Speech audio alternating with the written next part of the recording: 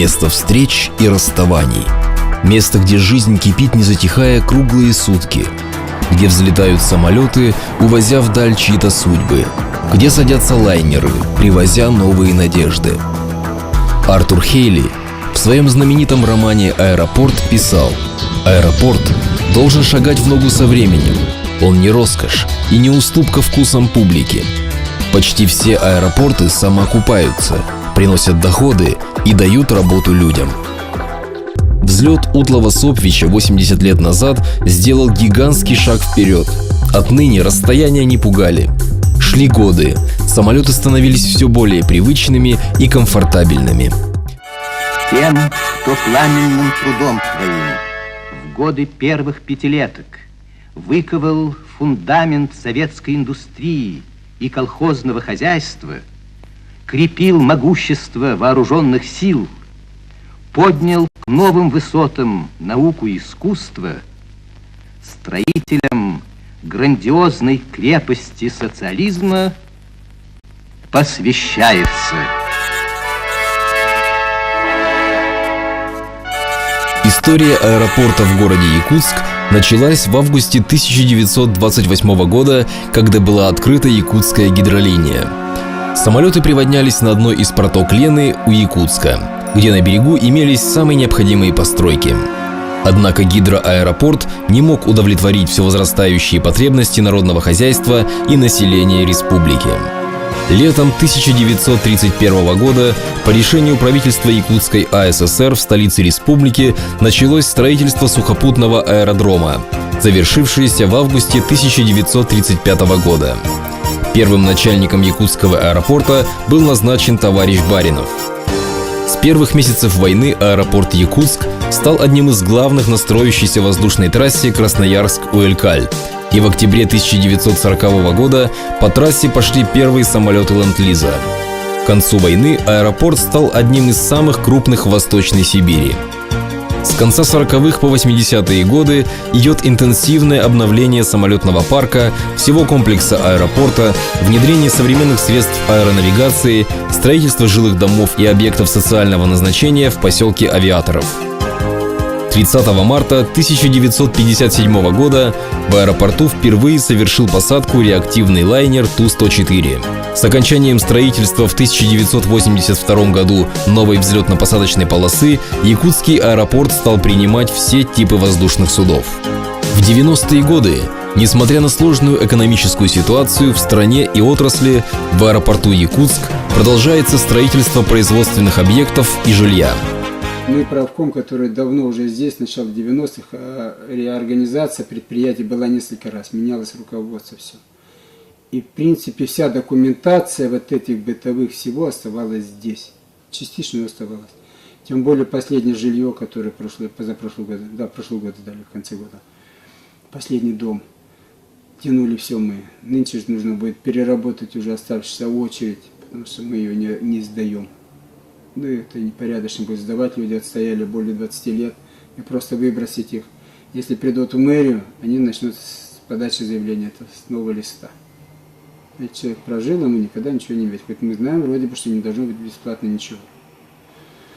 Но человек, отработавший 30 лет на предприятии, имеет право, будем говорить так, что больше, чем тот, кто пришел недавно.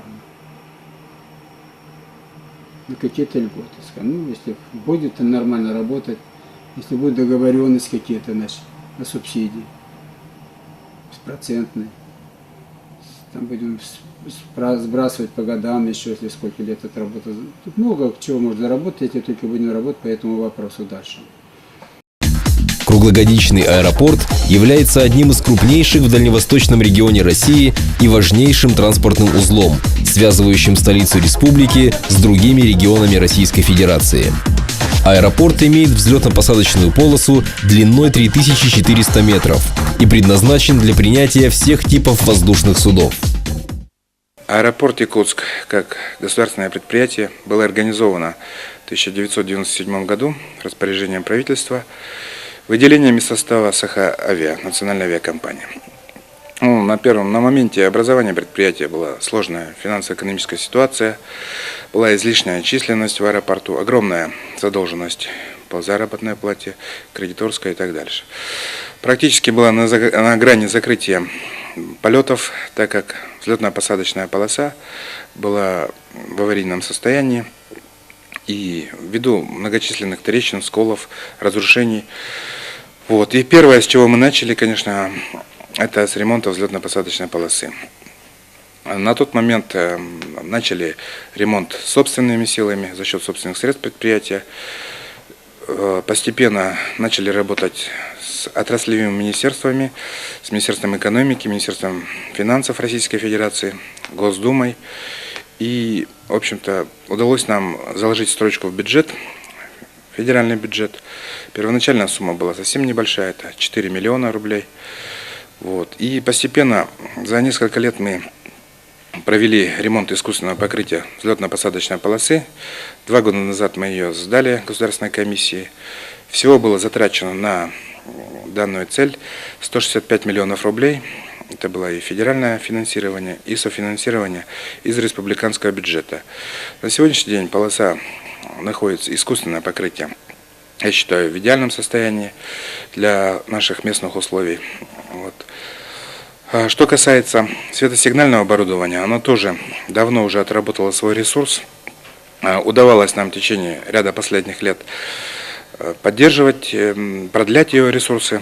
Но вот в прошлом году, благодаря поддержке президента республики и правительства, а также федеральных министерств, мы завершили ввод в строй и заменили полностью светосигнальное оборудование по первой категории ИКАО. Этот год успешно отработали. Сейчас идет монтаж светосигнального оборудования по второй категории ИКАО.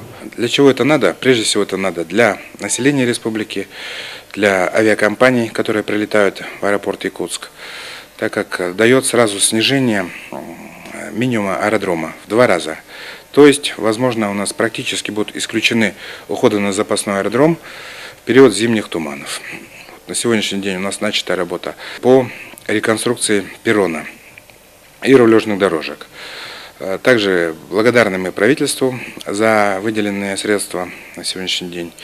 Достаточно для ремонта, для выполнения этих работ. И надеемся, что в этом году, в следующем году мы также завершим реконструкцию перрона, расширим рулежные дорожки для того, чтобы воздушные суда первого класса типа Ту-154 смогли без помощи буксировщика заруливать на места стоянок и выруливать для взлета. Также в этом году дважды состоялся тендер на строительство пассажирского терминала. Через 2 года, через 3 года новый терминал, зал вылет для пассажиров будет построен. Кроме того, ведутся сегодня у нас работы по реконструкции грузового терминала. Для чего нужен? В общем-то, аэропорт Якутск у нас сегодня входит в первую десятку аэропортов Российской Федерации по переработке грузов. Сегодня государственное унитарное предприятие «Аэропорт Якутск» является крупнейшим авиационным предприятием на территории Республики Саха-Якутия. В 1996 году был введен в эксплуатацию новый аэровокзал Туймада.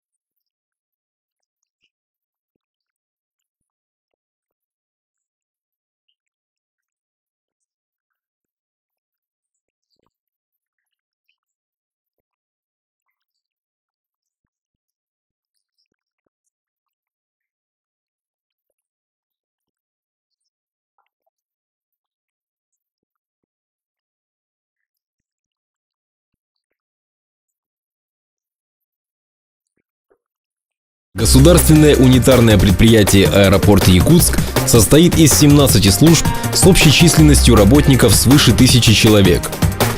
С 2004 года крупнейшие международные авиакомпании United Airlines, Northwest и Continental Airlines открыли свои трансконтинентальные кроссполярные трассы с интенсивностью 8 самолетов в сутки. В связи с этим специалисты компании Boeing и Федеральной авиационной администрации США после проверки всех аэропортов Дальнего Востока порекомендовали аэропорт Якутска как базовую площадку при экстренных посадках. Ежегодно из аэропорта города Якутск осуществляется 51% объема перевозок в центральные регионы России. Над Якутском проходят 2 трансконтинентальные кроссполярные трассы по направлению из Чикаго и Детройта в Пекин. Также рядом проходит еще несколько международных линий из Европы в Пекин. У аэропорта Якутск есть возможность принимать все типы транспортных и пассажирских самолетов отечественного производства. При осуществлении определенной модернизации аэропорт сможет принимать основные типы самолетов иностранного производства. Мы готовы обслужить любой тип воздушного судна, производящий посадку как на запасной аэродром.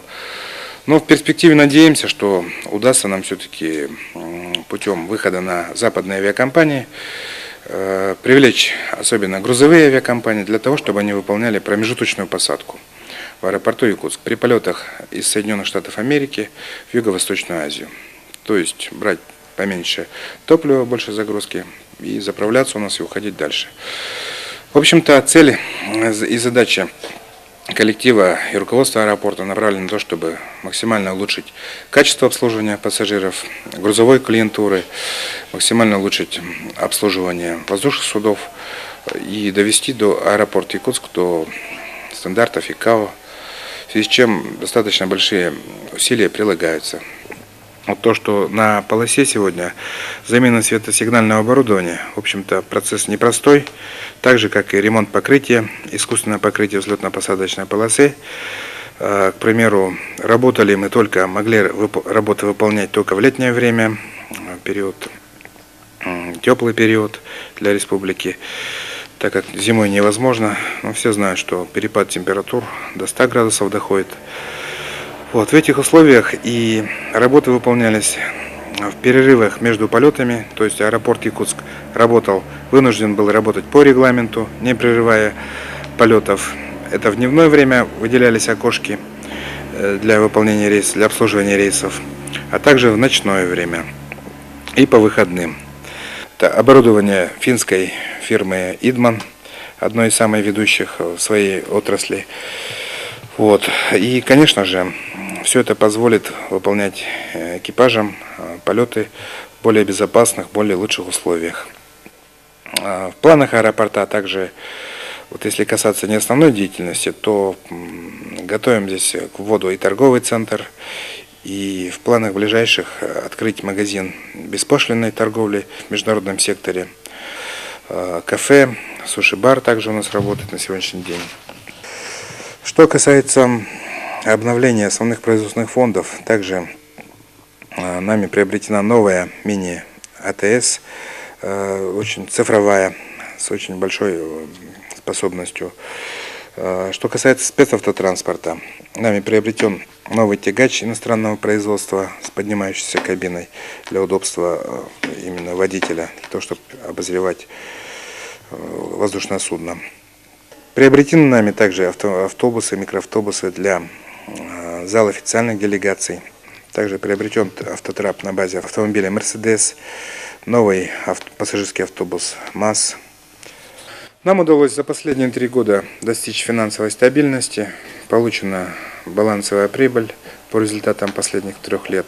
Конечно же, этого недостаточно, не хватает полностью на все наши инвестиционные проекты, в связи с чем мы привлекаем и заемные средства, и огромное спасибо за поддержку президенту Республики Саха-Якутия Вячеславу Анатольевичу Турову, и правительству Республики, и Государственному собранию ЛТМН, которые нас поддержали. В преддверии славного юбилея авиации Республики, 80-летия, хотелось бы поздравить всех ветеранов авиации, всех авиаторов, независимо кто где работает, в авиакомпаниях, в аэропортах, в агентствах, в системе управления воздушным движением. Со знаменательным праздником пожелать всем счастья, здоровья, главное удачи, благополучия в семьях, мирного неба над головой. Всего самого наилучшего. В этом году исполняется 80 лет авиации Якутии. За это время было все. Героизм первых перелетов,